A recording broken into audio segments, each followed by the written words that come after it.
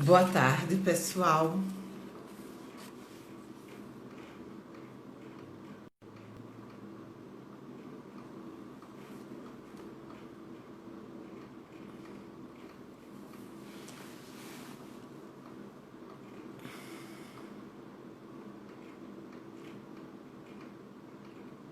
Boa tarde, pessoal.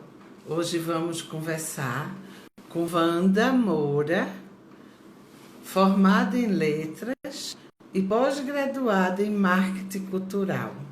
Ela possui mais de 200 textos publicados em blogs corporativos e gerencia a produção de conteúdos de algumas agências do Recife. Vamos convidar,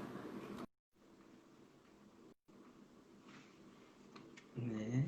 Estou aguardando Wanda entrar.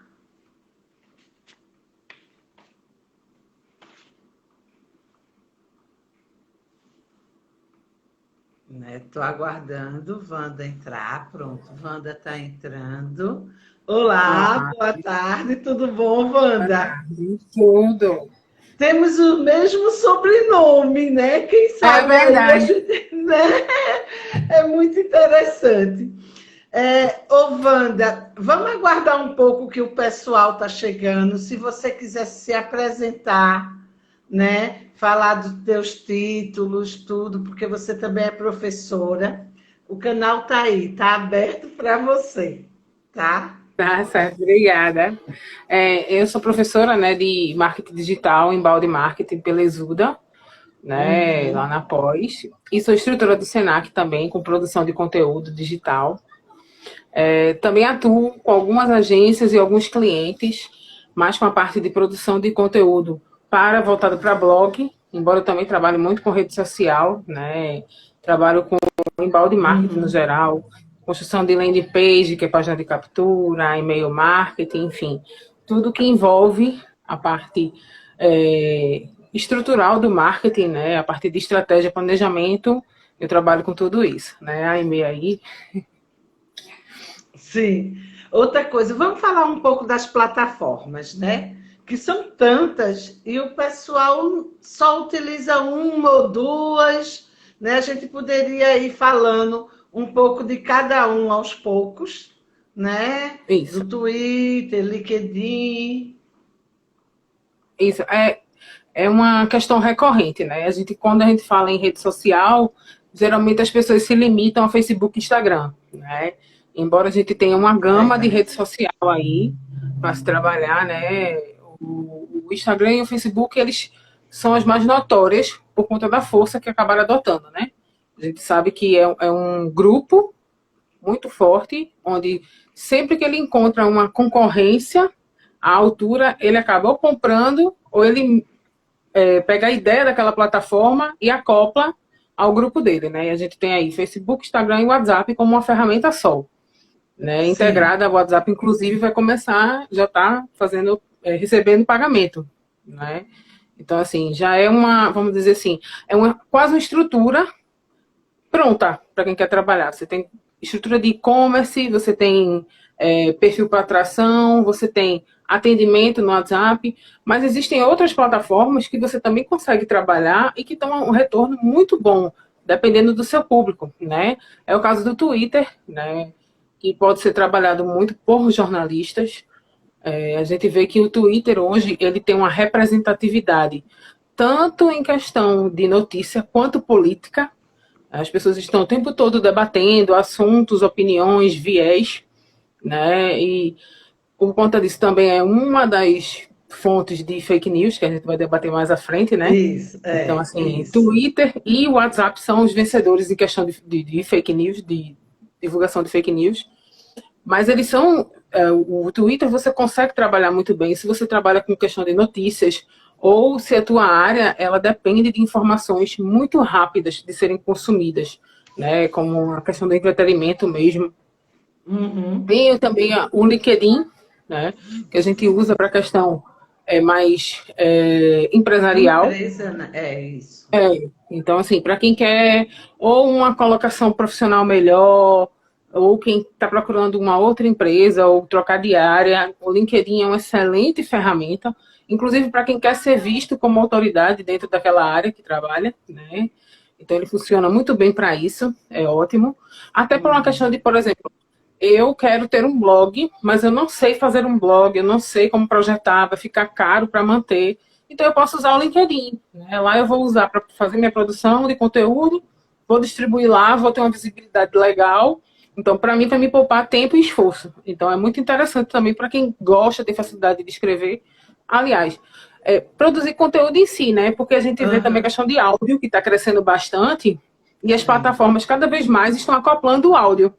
Então, assim, quem não tem facilidade de escrita, mas se comunica muito bem oralmente, pode vir a usar a questão do áudio nessas plataformas, né?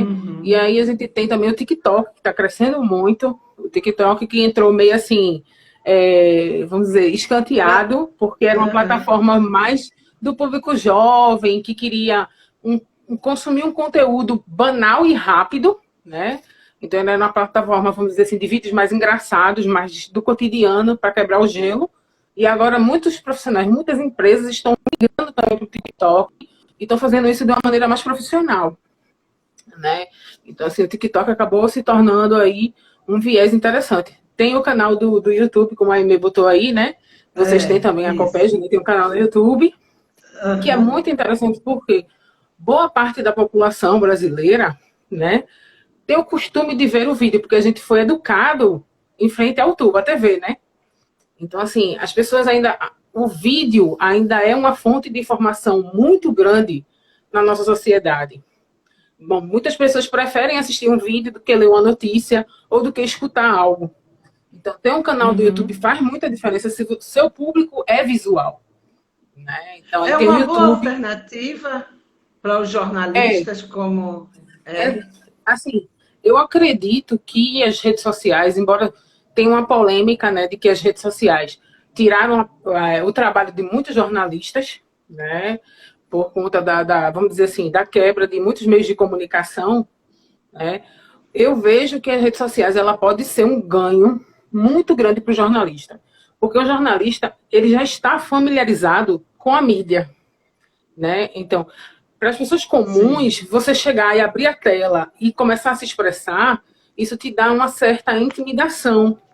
Você demora para conseguir passar o que quer, como quer fazer aquilo. Já o jornalista, não. Isso já é nato, né? Foi aperfeiçoado ao longo dos anos. Então, é muito mais fácil ele pegar esse recurso e utilizar para ele. E se a gente pensar direitinho, o que são as redes sociais? As redes sociais são as mídias que foram colocadas na nossa mão. Então, a partir de agora, cada um é dono da sua própria mídia. Você tem a sua central de televisão, a rádio e jornal ali, tudo em conjunto, e sem precisar pagar muitas vezes por isso. Não é verdade? Então, assim, eu acho que para o jornalista, as redes sociais, elas são uma forma ilimitada, né, de recursos. Basta se achar o que a gente chama de seu nicho, né? Eu sou um jornalista com viés político, então o que é que eu vou trabalhar, o que é que eu vou abordar? Eu sou um jornalista gastronômico, então acho que até pela própria capacidade de seleção de pautas, o jornalista ele tende a ter um conteúdo muito mais rico do que o próprio youtuber, né? Ele consegue ter essa visão crítica. O youtuber, ele vai conseguir isso depois de muitos anos naquela ferramenta. É quando ele vai ver o que foi dando certo, o que foi dando errado, até conseguir chegar ao que o público gosta. Já o jornalista já tem esse feeling.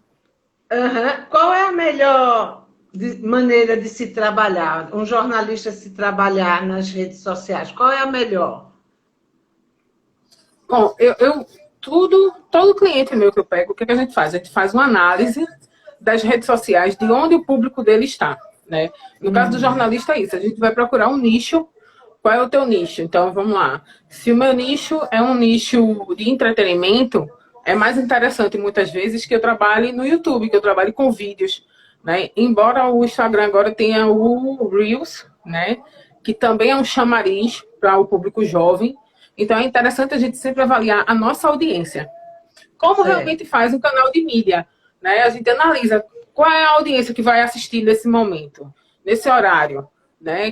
Qual é o público que vai interagir com isso? quem é que tem interesse. E aí o jornalista, quando ele faz esse apanhado, ele consegue decidir em qual ferramenta, qual rede social ele vai atuar, e fica muito mais fácil.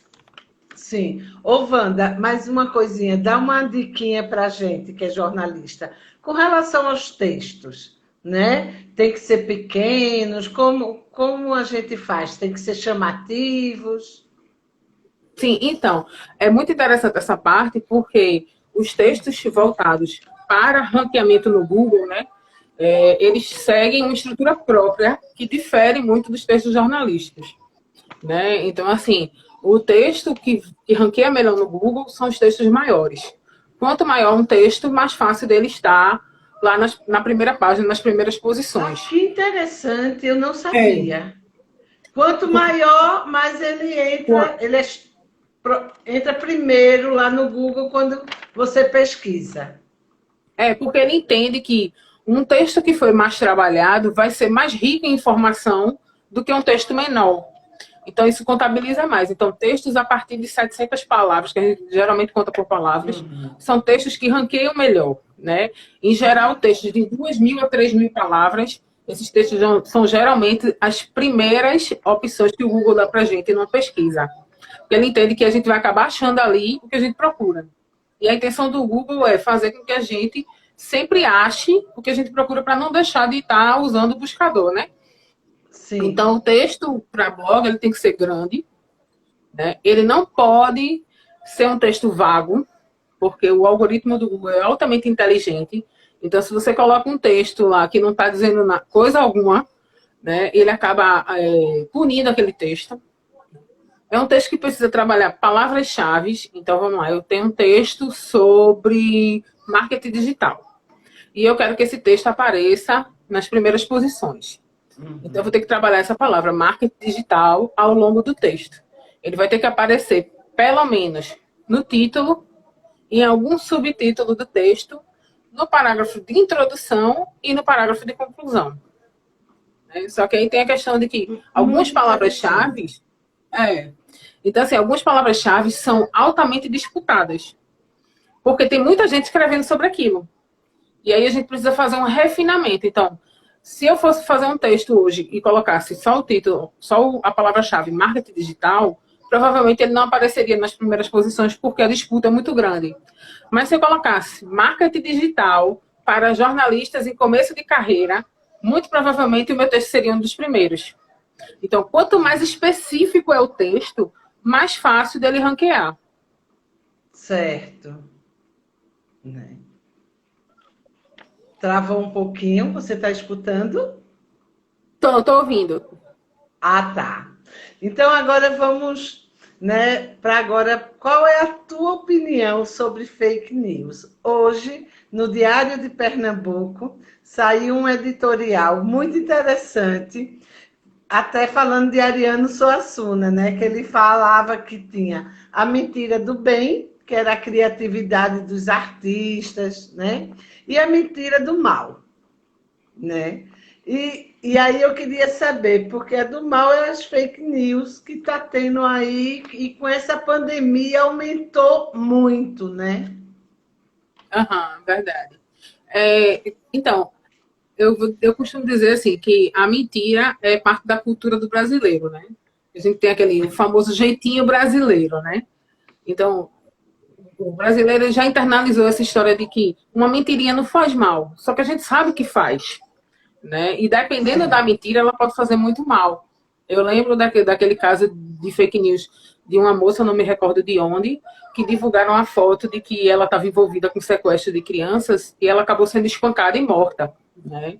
Então você imagine o Isso. quanto uma mentiria que você pode achar inocente pode acarretar na vida do outro, né? Porque o efeito Sim. muitas vezes não é sentido em quem inventou a história, mas sim para o outro. Então assim, é algo que a gente precisa repensar muito, principalmente em grupo de WhatsApp. A gente acaba recebendo informações que a gente não tem o costume. Travou um pouquinho, Wanda. Vamos aguardar a Wanda retornar, né? Já já volta, é rapidinho. Pronto, voltou. Voltou? Voltou. Pode? Então, assim, a gente precisa ter muito cuidado com tudo que a gente repassa. Eu costumo dizer assim que as redes sociais tiraram uma coisa muito boa que a gente tinha com o jornalismo, que era a pesquisa, né? O fato de você correr atrás de uma notícia. Então, o jornalista, ele tinha a necessidade de publicar aquilo primeiro, mas ele tem a necessidade de verificar aquilo antes de divulgar, né? Então, Sim. você vai checar, você vai se informar, você vai atrás de mais informações para ver se tudo aquilo bate, para poder fazer a divulgação, né? Então, tem uma questão de consciência nisso. Né? É um Ô, trabalho Van, que a gente... Oi. termine. Aí eu faço. E o que acontece? Com a rede social, como isso aqui, esse celular virou o meu canal, as pessoas não se preocuparam em incorporar isso do jornalismo. Elas se preocuparam só na questão do glamour, né? Então, assim, eu quero ser a primeira a dar essa notícia. Eu quero o bônus de dar a notícia, de soltar a bomba, mas as pessoas não se preocupam com o ônus, né? Então, assim, Sim. acho que independente de quem foi que te montou a notícia, se você vai repassar aquilo, confirma, vai atrás, lê. Muitas vezes, quando você digita a frase no Google, você já acha, já vê que é fake news. Então, para que vai repassar? Né? Não, não vai construir nada. Muito pelo contrário, é um desserviço que você está fazendo àquela pessoa, porque se ela confia em você, ela vai acreditar naquela informação que você está passando para ela. Né? E aí você veja, a gente vive numa sociedade onde acesso à educação e informação já é limitado e você está, vamos dizer assim, boicotando o crescimento daquela pessoa. Então, eu acho isso muito complicado. Eu ia te perguntar, mas você já até respondeu. Eu ia perguntar qual era a melhor maneira da gente ver se é fake news ou não. Se tinha algum site, alguma, né? Porque aí o público também já pesquisa. Geralmente, as fake news, como elas têm uma grande quantidade de compartilhamento, alguns sites eles já vão na verificação disso, como o Eboato, enfim. Tem alguns sites específicos para descobrir se aquilo é fake news ou não. Mas existem algumas dicas que a gente tem que, a priori, a gente pode saber logo se aquilo é uma fake news ou não, como erros de português, né? E informações vagas. Então, aconteceu numa cidade dos Estados Unidos, mas você não diz qual foi o local que aconteceu, você não diz em que tempo aquilo aconteceu, aquela informação, você não diz quem foram os envolvidos, não tem uma fonte confiável. Então, assim, isso já são indícios de que é uma fake news, porque se fosse uma notícia verídica, teriam essas informações, né? Porque é o principal, né? Quem, Sim. quando e onde. Então, se não tem, é porque provavelmente foi inventado. Outra coisa, a censura imposta agora pelo Supremo, né, nas páginas dos apoiadores do presidente, o que é que você acha? Né, você tem alguma opinião formada? Né? Eu acredito que toda censura é limitante ao crescimento de uma nação. Então, assim, o fato da gente poder se expressar é o que faz com que a gente cresça, né? Que a gente tenha contato com outras opiniões, outras culturas, e aí a gente possa ir se desenvolvendo como nação, né? Como sociedade. A partir do momento que tem uma censura a qualquer um dos lados, né? Você está valorizando um ponto em detrimento de outro. Você está fazendo com que a pessoa não conheça aquela outra opinião. É direito dela decidir se aquilo para ela é bom ou não, né? Eu posso escolher, eu vou ver essa notícia, eu vou ver esse fato por esse lado e por aquele lado. E eu escolho, eu posso escolher o meu lado. Independente se a maioria concorda com aquilo ou não. Mas eu tenho o direito de saber a opinião do outro, né? Concordando ou não. Existe uma diferença nas redes sociais que as pessoas elas se machucam muito com a opinião alheia, né? Então, assim, o fato do outro não gostar do que eu gosto me dá o direito de atacar o outro. Quando não é por aí, né? Muito provavelmente, se fosse pessoalmente, a gente não teria tanta retaliação. Mas parece que o fato de estarmos distantes por uma tela faz com que eu possa me armar em relação ao outro. Então, a partir do momento que o outro é diferente, ele merece ser atacado. Né? E aí a gente tem a questão das censuras. Porque o outro não pensa como a gente, então ele merece ser censurado. Eu vou calar aquela opinião porque eu não quero que os outros saibam. Né? Mas e aí, cadê o direito de Sim. liberdade de expressão das pessoas? A gente precisa ter esse direito, né? Senão a gente acaba virando uma ditadura. E até eu acredito muito, assim, que a nossa sociedade é uma sociedade que ela precisa muito de informação para que a gente possa evoluir. Então, se a gente não tem esses debates, né, se a gente não começa a amadurecer as opiniões, a gente vai ter sempre aquela sociedade de cabresto, porque a gente não consegue passar daquele ponto. A ideia vem, a opinião é imposta, a gente aceita aquilo, não tem um debate e fica naquilo mesmo, né? Então, assim, eu sou contra É, qualquer tipo de censura. aham. Eu também, né? Ô, Wanda, a gente está chegando no finalzinho. Eu queria que você, sei lá, eu quero te agradecer por ter participado aqui pela Copégio, né? Que é muito interessante. Tem muitas empresas entrando agora. Aí eu queria que você deixasse uma mensagenzinha, até sua, né, para a gente, para o pessoal das empresas, como fazer. Porque eu acho que nessa pandemia todo mundo partiu para as redes sociais, né? Então, assim, dá aí tua diquinha, uma coisinha assim para a gente. Vai lá.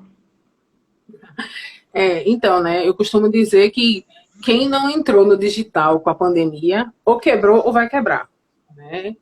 Então, assim, o digital, a gente já vinha numa tendência de migrar para o digital, da transformação Isso. digital, mas isso vinha a passos lentos, né? E a pandemia, ela acelerou tudo, vamos dizer que ela trouxe em 50 anos, em alguns meses, 50 anos de evolução, né? As empresas tiveram que migrar, tiveram que aprender a como vender online de uma maneira muito rápida, muitas vezes sem ter estrutura, sem ter conhecimento, né? Então, assim, é fundamental que isso aconteça. Mas muitas coisas que a gente viu na pandemia também foram grupos grandes que tinham até, vamos dizer, redes sociais com muitos seguidores e não conseguiram sequer fazer atendimento via WhatsApp, porque estavam ainda limitados ao atendimento tradicional, né? Sim. Então, acho que o maior aprendizado da nossa pandemia é aprender a lidar com o digital, é entender que isso é uma via de facilitação entre a interação humana, né? Eu costumo dizer que venda é consequência.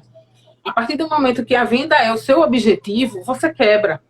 Porque o outro, ele pode estar interessado no seu produto, mas ele quer receber mais do que só o produto. Ele quer um bom atendimento, ele quer um bom pós-venda, né? Ele quer ter informações sobre o produto, sobre o serviço que você está prestando. Hoje, as empresas, os clientes querem saber até como se dá o processo da empresa. Então, se é uma empresa correta com os funcionários, com os colaboradores. Isso hoje é um fator de concorrência, é de competitividade, porque a gente tem empresas com produtos muito semelhantes e preços muito parecidos, né? Inclusive, Sim. agora não que o dólar está alto, mas você pode comprar um produto de outro país, de outro lugar, com um preço até mais barato do que o próximo, né, do seu bairro. Então, por Uhum. que você vai comprar um local, né? E aí tem a questão da valorização, das conexões. Eu acredito que, embora estejamos distantes e a pandemia veio para nos mostrar isso, a gente tem que estar cada vez mais conectado, né? Entendendo o outro, conhecendo o outro. Então, quem é o teu cliente? Para entender, não é empurrar o produto para ele. Esse produto é realmente relevante para ele? O que é que nesse produto vai agregar na vida do teu cliente? O que é que você pode dar a ele de informações? Fazer vídeos no YouTube para ele com passo a passo, vai ser mais fácil dele utilizar isso. Fazer receitas e disponibilizar isso num blog ou no Instagram vai facilitar o dia a dia dele usando aquele teu produto. Então a gente precisa pensar, né, como transformar as nossas relações humanas em relações digitais, mas sem Sim. perder o caráter humano, porque sem os humanos isso aqui não funciona. É, né? Ô, Wanda, muito obrigada, viu? Né? Tem gente entrando agora e a gente já está no É, final da nossa live, é hora de almoço. né? É, né? Quero te agradecer, tá? Vou salvar a live. Foi muito bom, muito esclarecedor. Foi show. Oi, me aí falando, tá? Então, muito obrigada, Nada. Eu que agradeço tá? muito o convite, viu? E a confiança. Tá joia. Tchau. Tá.